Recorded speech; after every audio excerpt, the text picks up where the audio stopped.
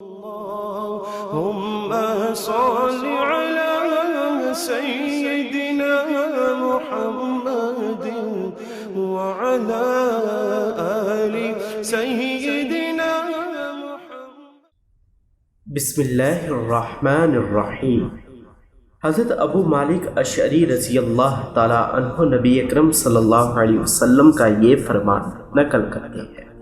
نبی اکرم صلی اللہ علیہ وسلم نے ارشاد فرمایا، اے لوگو سن لو اور سمجھ لو اور یہ جان لو کہ اللہ تعالیٰ کے کچھ بندے ایسے ہوں گے جو نہ انبیاء ہوں گے اور نہ شہداء ہوں گے، لیکن اللہ تعالیٰ کی بارگاہ میں ان کی قدر اور منزلت اور قربت پر انبیاء شہداء ان پر رشک کریں گے۔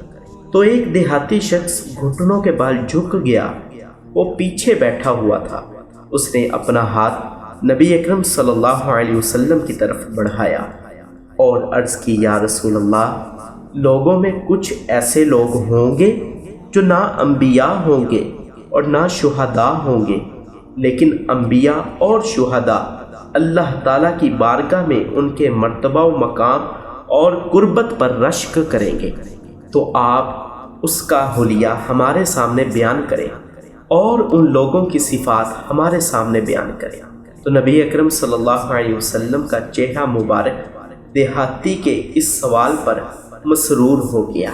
نبی اکرم صلی اللہ علیہ وسلم نے ارشاد فرمایا، یہ وہ لوگ ہوں گے جو مختلف علاقوں سے تعلق رکھتے ہوں گے، مختلف قبائل سے تعلق رکھتے ہوں گے، ان کے درمیان کوئی رشتہ داری کا تعلق نہیں ہوگا، یہ ایک دوسرے سے محبت صرف اللہ تعالیٰ کی خاطر کرتے ہوں گے اور ایک دوسرے سے تعلق رکھتے ہوں گے۔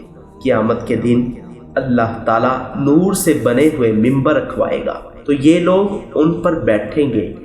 اللہ تعالیٰ ان کے چہروں کو نورانی بنا دے گا، ان کے کپڑوں کو نورانی بنا دے گا۔ دوسرے لوگ اس دن خوف زدہ ہوں گے، لیکن یہ لوگ خوف زدہ نہیں ہوں گے۔